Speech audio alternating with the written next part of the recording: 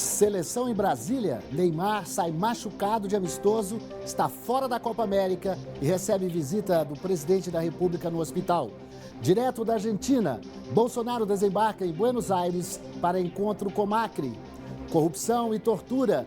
13 policiais militares são presos em operação da Polícia Civil e do Ministério Público. Olá, eu sou Valteno de Oliveira e começa agora o Band Cidade, primeira edição.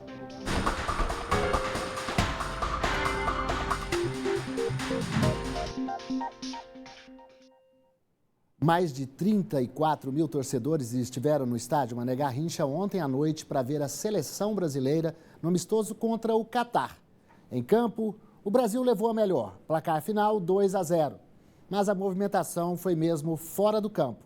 Lesionado e no centro de uma polêmica acusação de estupro, Neymar está fora da Copa América. O atacante foi parar em um hospital particular da Asa Sul, onde ficou constatada uma torção no tornozelo direito.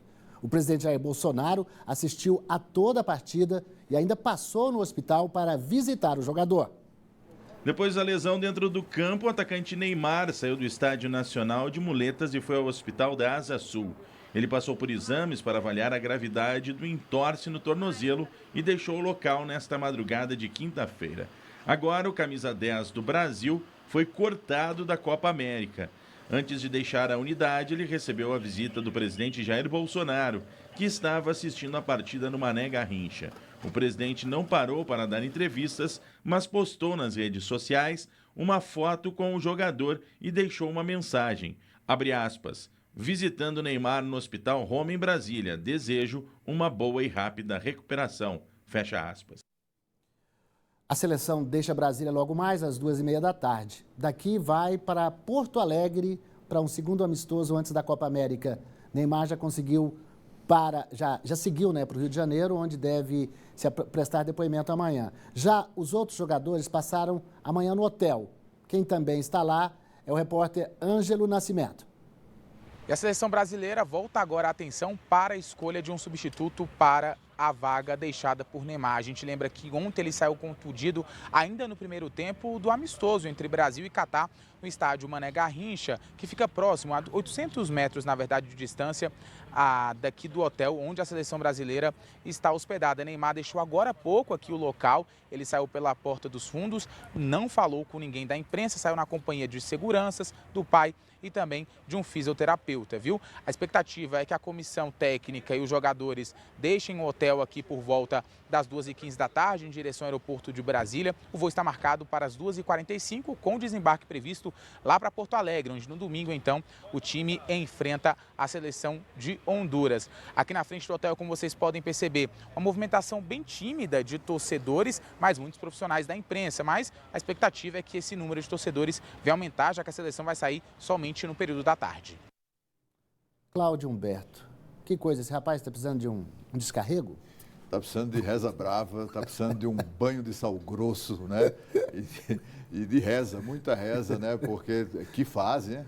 Que fase, ele se machuca, né? Aliás, na primeira Copa do Mundo em que participou, saiu de campo machucado, saiu da Copa machucado, com fratura inclusive na vértebra, né? Ele foi para a segunda Copa do Mundo se recuperando de uma fratura grave nos pés e agora na Copa América não consegue jogar futebol.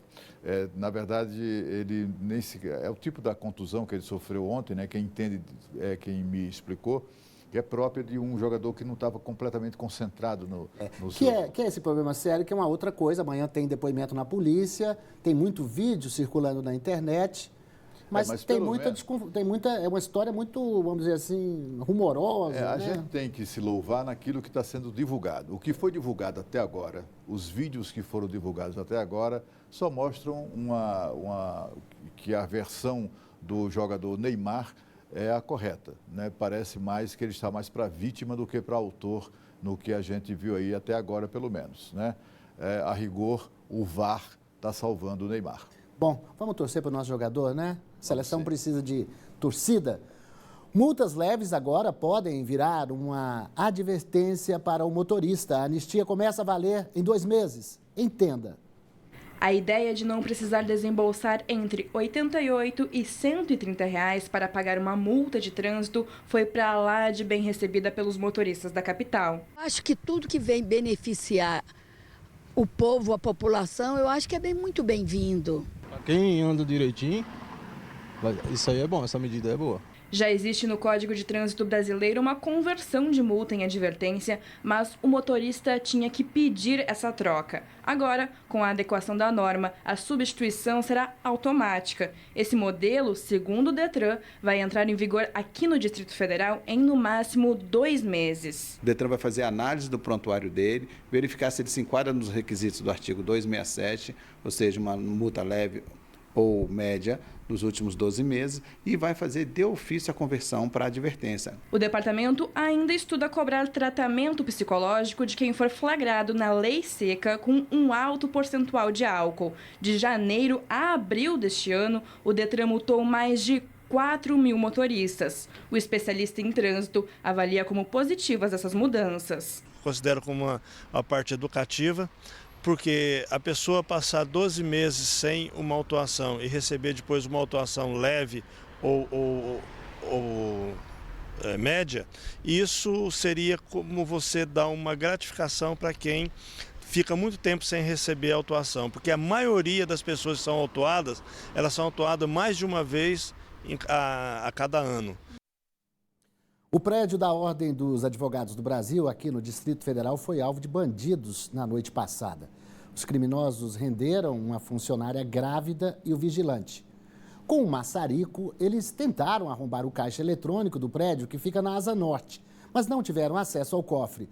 Um funcionário disse que pelo menos 2 pessoas participaram do crime, mas a polícia suspeita que outros 2 homens estariam dando cobertura do lado de fora. O caso está sendo investigado pela Polícia Civil.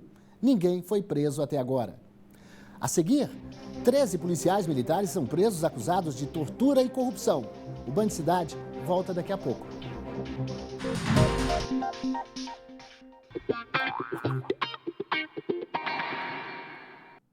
Bom, nosso tema de hoje é obesidade infantil. Pelo menos 1/3 das crianças brasileiras entre 5 e 9 anos estão acima do peso. O número coloca o Brasil em alerta. Aqui ao meu lado, o endocrinologista Delmir Rodrigues. Obrigado pela sua participação, doutor. Por que as nossas crianças estão gordinhas? Nós temos vários fatores envolvidos nesse excesso de peso nas nossas crianças. Entre eles, a falta de alimentação, do aleitamento materno exclusivo até o 6º mês, a irregularidade na alimentação no primeiro ano de vida, com muitos produtos industrializados, que faz com que a criança dificulte aí a sua ingesta de produtos mais naturais, frutas. As nossas crianças estão bebendo menos água, né? E automaticamente deixando de fazer mais atividade física. Isso tudo envolvido, né? Ou seja, multifatorial, fazendo com que nossas crianças fiquem com excesso de peso. Doutor Delmir, eu vejo muito, né, que a gente tem muitos amigos, filhos, meus sobrinhos, por exemplo, fico vendo o comportamento dos pais, que também é um indicativo também de porque as crianças comem o que vem os pais comendo, né? Sim. Então isso não adianta só a criança em casa, os pais e na escola também, a criança não tiver uma educação para isso. Com certeza. A educação começa em casa, o exemplo familiar é importantíssimo. Existe toda uma política agora de reeducação alimentar da sociedade de uma forma geral para que protejam as crianças. Existem algumas políticas também voltadas a estruturas de escolas, né, no que diz respeito ao currículo, para ensinar o que se deve comer, a uma alimentação saudável e até mesmo a questão de controlar o que se vende nas cantinas das escolas, na merenda escolar que é oferecida nas escolas também públicas. Da escola? Sim, com certeza. Não adianta, você fica cuidando, chega lá, a criança sai da escola, tem uma banca de doce. Justo. A sociedade toda tem que estar envolvida na problemática, entender como um problema e que todo mundo tem que estar envolvido na solução. Doutor Delmir, quando é que os pais percebem que a obesidade é um problema? Porque às vezes pensam, meu filho tá fortinho, Sim. Acham até um elogio, né? Quando é que é? Qual é vamos dizer assim, o limite entre uma criança saudável, forte, e uma criança já que começa a ter a obesidade? Quando é que se percebe isso? Bom, procurando um profissional de saúde, ou até mesmo em casa, você começa a observar que a criança está acumulando gordura onde não deveria. Tá? E nós temos essa infeliz afirmação de que criança gordinha é criança saudável. Tá? Isso teve-se como verdade uma época atrás, quando nós tínhamos muita desnutrição. Porém, as crianças ganharam muito peso e isso está repercutindo em comorbidades graves.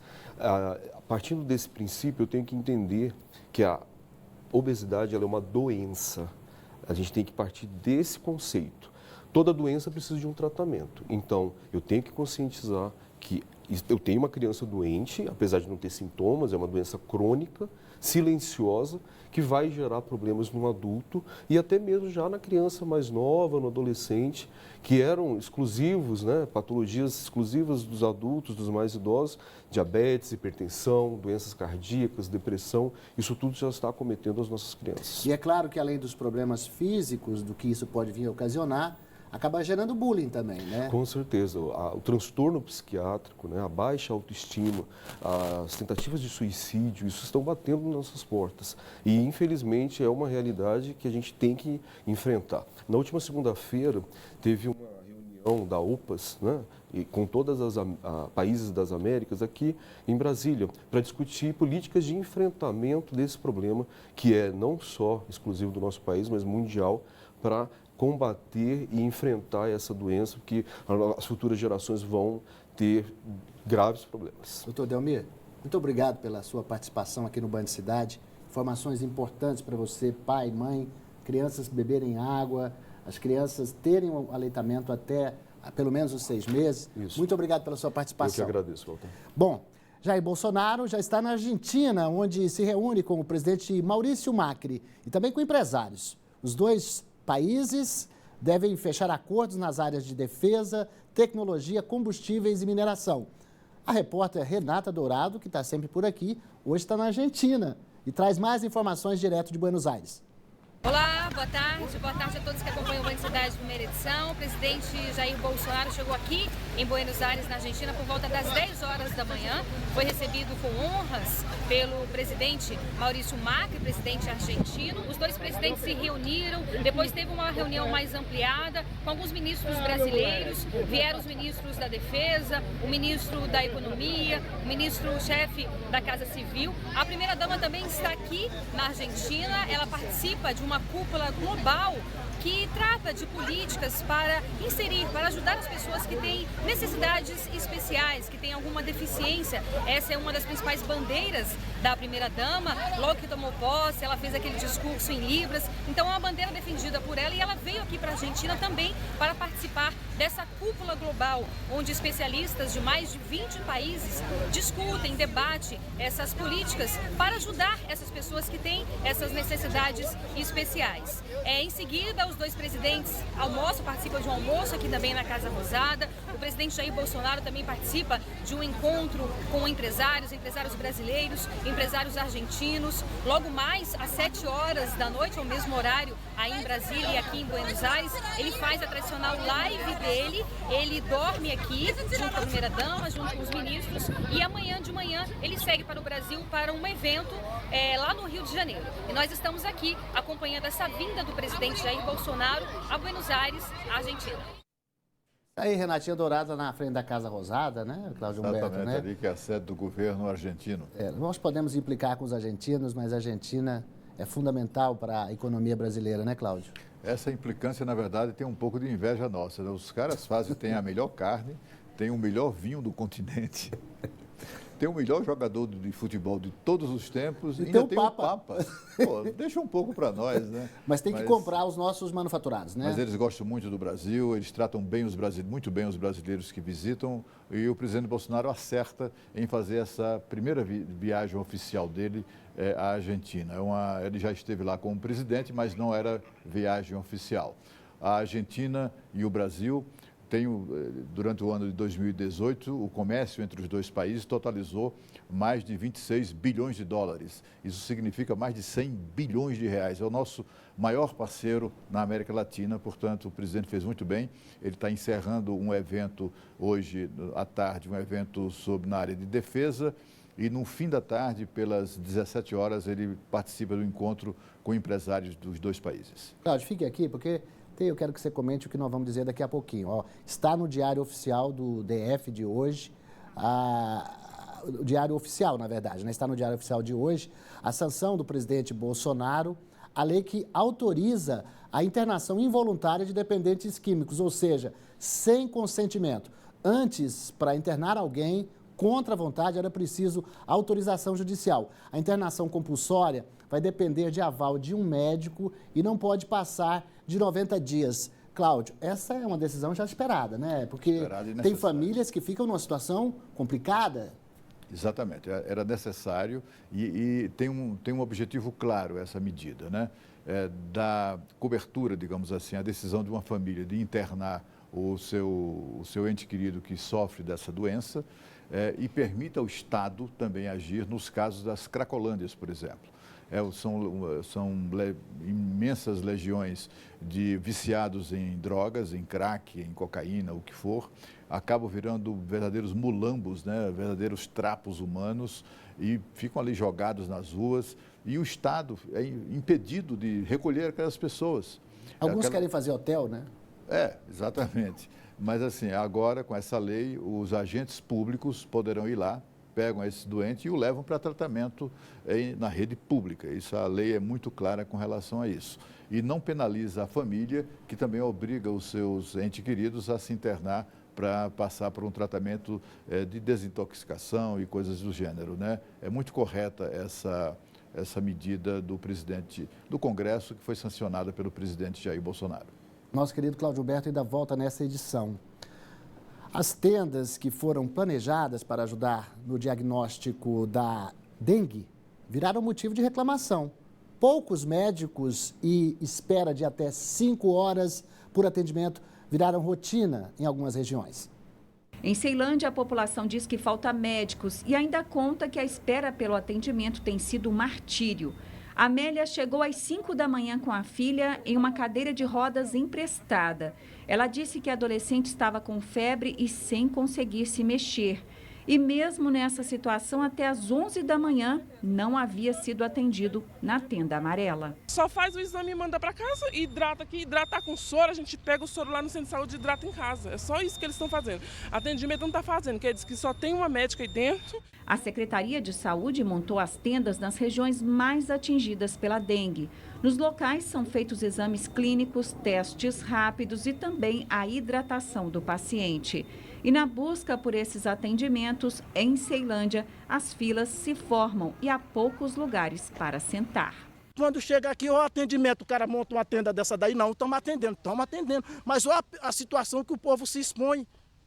O povo no meio da rua, no meio do sol quente, isso é desumano. O último boletim epidemiológico divulgado pelo governo aponta que até 25 de maio, mais de 24 mil casos de dengue foram notificados. Até o momento, 21 pessoas morreram pela doença. Há 34 casos graves e 381 sob suspeita.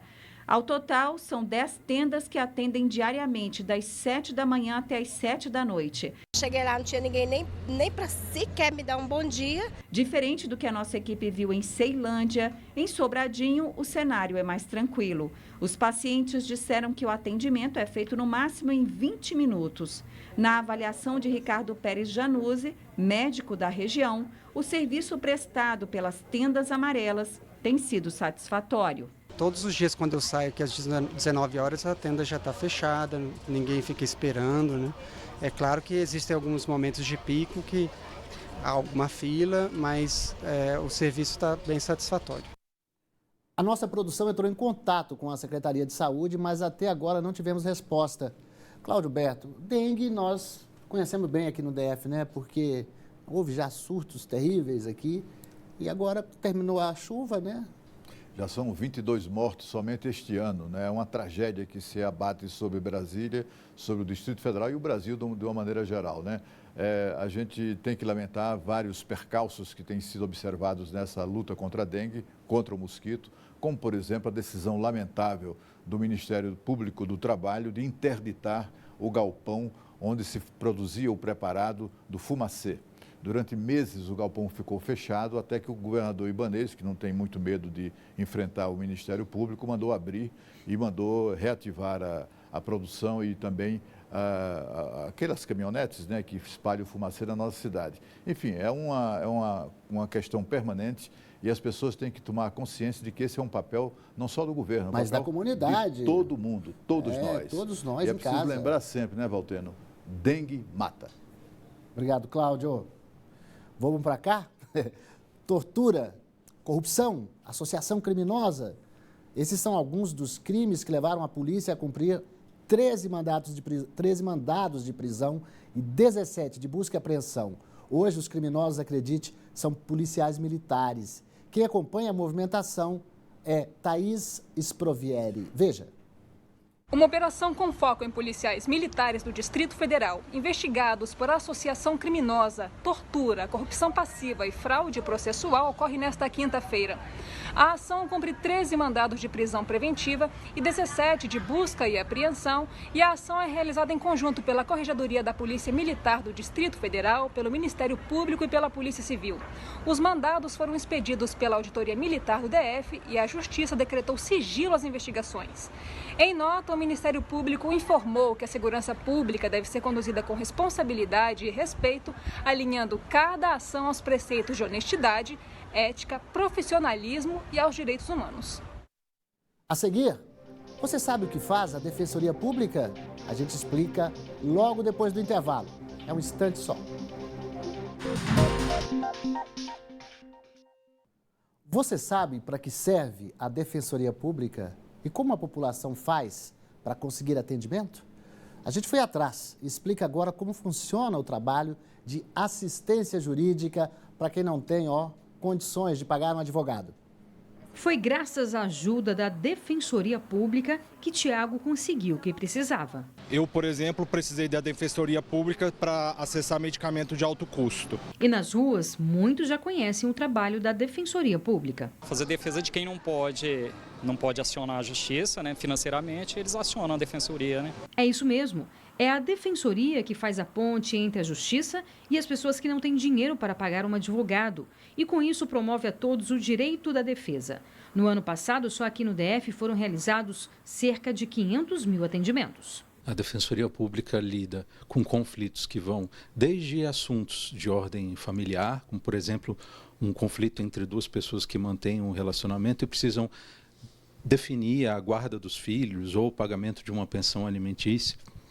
Mas nós também tratamos uma série de outras questões, como, por exemplo, assuntos de ordem contratual, contratos bancários, contratos de crédito, contratos de locação, né? Além disso, a Defensoria Pública atua na área criminal, garantindo uma assistência jurídica adequada a pessoas que não têm condições de contar com um advogado e precisam se submeter a uma solução justa. Aqui no Distrito Federal, os casos de conflito familiar e voltados à saúde são os que mais chegam à Defensoria. O núcleo da saúde da Defensoria Pública do DF atende pouco mais de 100 casos diariamente, para garantir que as pessoas possam ter acesso aos serviços públicos de saúde. Além de tudo isso, a Defensoria realiza outras atividades pouco conhecidas. Promovemos cursos para pessoas em situação de alta vulnerabilidade social, como, por exemplo, pessoas em situação de rua, adolescentes do ensino médio, de regiões de baixo índice de desenvolvimento humano, que ainda não têm conhecimento de seus direitos básicos. A Defensoria Pública atende a famílias que ganham até 5 salários mínimos por mês. Para outras informações, acesse defensoria.df.gov.br. Estamos na Semana do Bebê. Palestras, oficinas e ações de saúde acontecem em várias cidades do DF. O tema do evento chama atenção e comove: o direito ao abraço. Algo tão simples, mas que faz muita diferença nos primeiros anos de vida. Teatro de fantoches, olhares atentos. Ah, é Deus. Aí é o seu piote. Nossa, que nome engraçado. Ah, é Deus. A LGBT. Roda de música, muita concentração. Tinta que se transforma em pintura no rosto. Dicas de saúde bucal e até teste da linguinha. Fez o teste da língua dela e eu não tenho conhecimento desse teste. Eu achei muito bom. A 4ª edição da Semana do Bebê promovida pela Secretaria de Justiça, levou várias ações para moradores do Varjão. E sabe qual é o tema do evento? Dá uma olhada nessa imagem. O que ela te diz? É isso mesmo, todos têm direito a um abraço. É uma fase que não volta, é uma fase definitiva no desenvolvimento do ser humano e o estímulo, a proteção, o cuidado, o olhar, o abraçar pode fazer toda a diferença na estrutura desse indivíduo e, é claro, se comunicar aí com relação à saúde, à educação e o próprio desenvolvimento econômico de uma cidade. Estimular essa troca de carinho, despertar para a importância de construir uma relação de afeto, especialmente na primeira infância. Com o bebê nos braços, a Eliana entendeu a diferença que tudo isso pode fazer na vida do filho dela. Muito bom, porque a gente aprende, né, como cuidar melhor dos nossos filhos e cuidar melhor da alimentação, educação e dar mais amor, carinho e atenção. Aqui na Band você tem um canal direto para fazer denúncias, mandar vídeos e mostrar os problemas aí de onde você mora. É o WhatsApp do Band Cidade, 99976-9204. O Band Cidade Primeira Edição termina aqui. Fique agora com os donos da bola. A gente volta a se encontrar amanhã ao meio-dia. Tchau.